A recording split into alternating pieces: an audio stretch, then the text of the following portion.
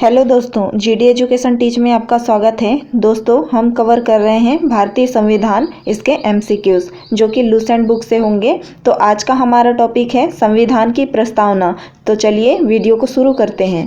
पहला क्वेश्चन है, भारतीय संविधान के किस भाग को उसकी आत्मा की आख्या प्रदान की गई है? तो यह प्रस्तावना है। दूसरा है, संविधान निर्माताओं ने किस पर विशेष ध्यान दिया था? तो यह प्रस्तावना पर ध्यान दिया था। तीसरा क्वेश्चन है, भारत में जनप्रिय संप्रभुता है क्योंकि भारत के संविधान की प्रस्तावना होती है। इन शब्दों में से क्या? तो यह हम भारत के लोग, यह आंसर हो जाएगा। चौथा क्वेश्चन है, भारत को गणतंत्र क्यों कहा जाता है?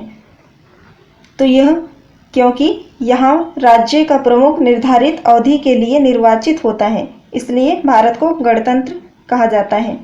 पांचवा क्वेश्चन है, भारत है एक क्या है? भारत एक धर्मनिरपेक्ष राष्ट्र है। छठवां क्वेश्चन है, धर्मनिरपेक्षता का अर्थ क्या है? तो इसका अर्थ है राज्य सरकार द्वारा किसी धर्म को स्वीकार नहीं करना। सातवां क्वेश्चन है, भारत एक धर्मनिरपेक्ष राज्य है, इसका मतलब है कि भारतीय राज्य, इसका आंसर होगा किसी निश्चित धर्म का समर्थन नहीं करता है। क्वेश्चन 8 है, गणतंत्र होता है इनमें से क्या है? ये बताना है। तो यह राज्य जहाँ पर अध्यक्ष वंशानुगत रूप से ना हो, वह गणतंत्र होता है। 9वां क्वेश्चन है, निम्नलिखित में से वे दो शब्द कौन से हैं जिनका समावेशन 42वें संविधान संशोधन द्वारा संविधान की उद्देशिका में किया गया था? तो यह है समाजवादी और धर्मनिरपेक्ष। 10वां क्वेश्चन है, भारतीय संविधान की प्रस्तावना में भारत को किस रूप से घोषित किया गया है?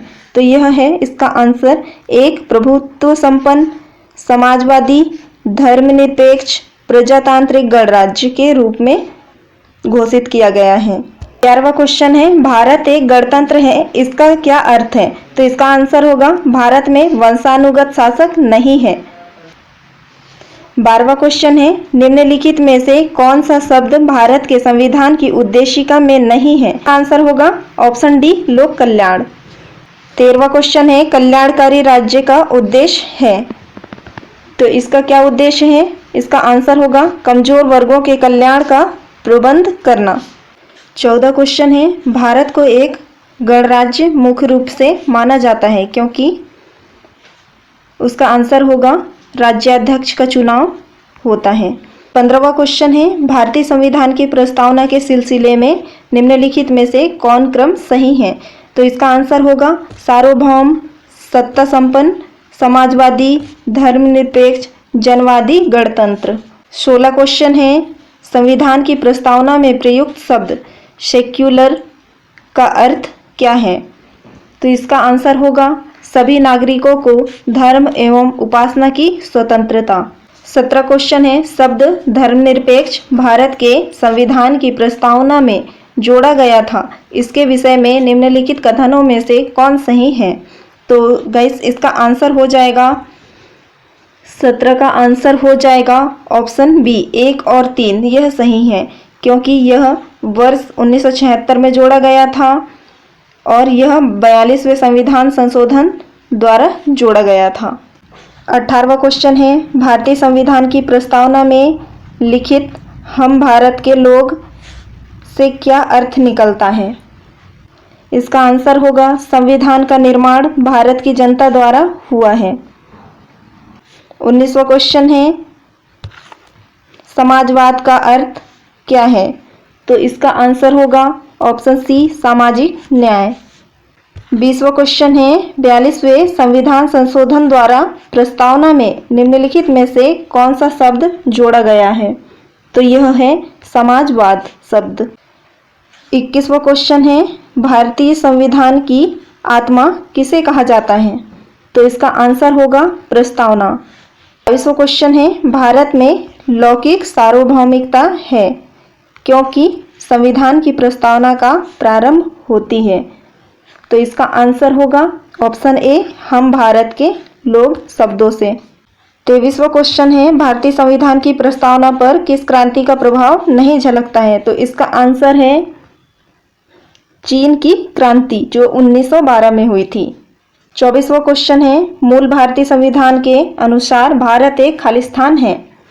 तो इसका आंसर होगा ऑप्शन ए प्रभुत्व संपन्न लोकतंत्रात्मक गणराज्य है। 25वां क्वेश्चन है, संविधान के अंतर्गत भारतीय लोकतंत्र के आदर्शों को हम कहाँ देख सकते हैं? तो इसका आंसर होगा प्रस्तावना में। 26वां क्वेश्चन है, 42वें संविधान संशोधन अधिनियम 1976 द्वारा प्रस्तावना में किस शब्द को नहीं जोड़ा गया था? तो इसका आंसर होगा ऑप्शन सी गुट निरपेक्ष। 27वां क्वेश्चन है, भारतीय संविधान की प्रस्तावना के बारे में कौन सा कथन सही है?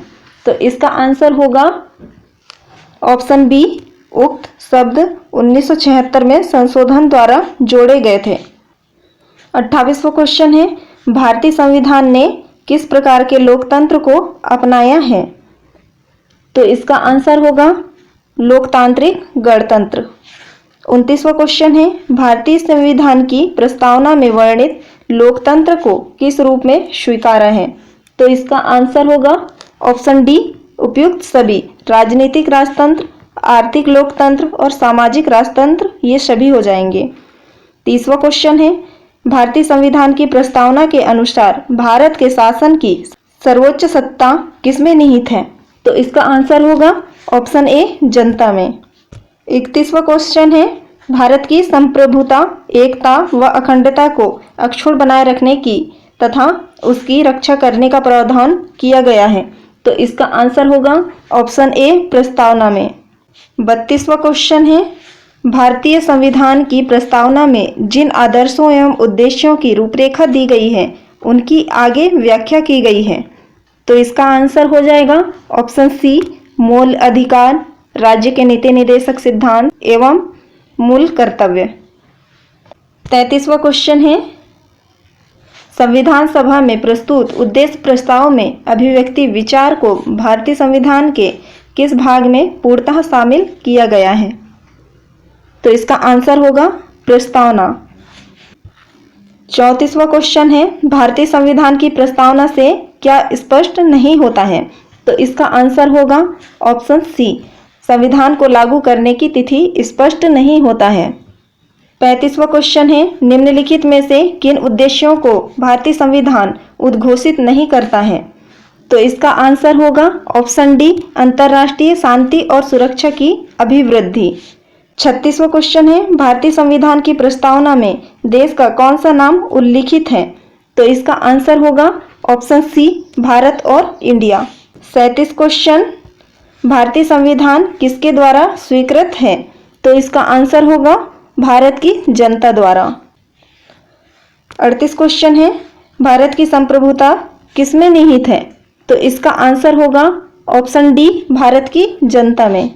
39, भारतीय संविधान को संविधान सभा द्वारा अंगीकृत कब किया गया था? तो इसका आंसर होगा ऑप्शन ए 26 नवंबर 1949 को। 40, भारत का संविधान पूर्ण रूप से तैयार हुआ। तो इसका आंसर होगा ऑप्शन बी 26 नवंबर 1949। 41 क्वेश्चन है, भारतीय संविधान कब अंगीकार किया गया? तो इसका आंसर होगा ऑप्शन सी 26 नवंबर 1949। 42 क्वेश्चन, निम्नलिखित में से किस तिथि को भारतीय संविधान लागू किया गया था? तो इसका आंसर होगा ऑप्शन ए 26 जनवरी 1950 को। 43, किस वर्ष भारत एक प्रभुत्व संपन्न प्रजातांत्रिक गणराज्य बना? तो इसका आंसर होगा ऑप्शन डी 1950 को। 44वां क्वेश्चन है, संविधान के उद्देशिका का संशोधन कितनी बार किया गया है? तो इसका आंसर होगा ऑप्शन सी एक बार। क्वेश्चन 45, भारत के संविधान की प्रस्तावना में प्रथम संशोधन कब किया गया था? तो इसका आंसर होगा ऑप्शन सी 1976 में। 46वां क्वेश्चन है, निम्नलिखित अवतरण में हम भारत के लोग भारत को एक संपूर्ण प्रभुत्व संपन्न समाजवादी पंथ निरपेक्ष लोकतांत्रिक गणराज्य बनाने के लिए तथा उसके समस्त नागरिकों का सामाजिक, आर्थिक और राजनैतिक न्याय, विचार, अभिव्यक्ति, विश्वास, धर्म और उपासना की स्वतंत्रता, प्रतिष्ठा और अवसर की समता प्राप्त करने के लिए तथा उन सब में व्यक्ति की गरिमा और राष्ट्र की एकता और अखंडता सुनिश्चित करने वाली बंधुता बढ़ाने के लिए दृढ़ संकल्प होकर अपनी इस संविधान सभा में आज खालिस्तान एतद द्वारा इस संविधान को अंगीकृत, अधिनियमित और आत्मसमर्पित करते हैं। इसका क्या अर्थ है? इसका आंसर होगा ऑप्शन बी, 26 नवंबर 1949 को एतद द्वारा इस संविधान को अंगीकृत, अधिनियमित और आत्मसमर्पित करते हैं। यह कहा गया है। 47वां क्वेश्चन है, संविधान की प्रस्तावना सभी भारतीय नागरिकों को निम्न में से कौन सा एक उपलब्ध कराने के लिए वायदा नहीं करती है? तो यह पूजक की समानता।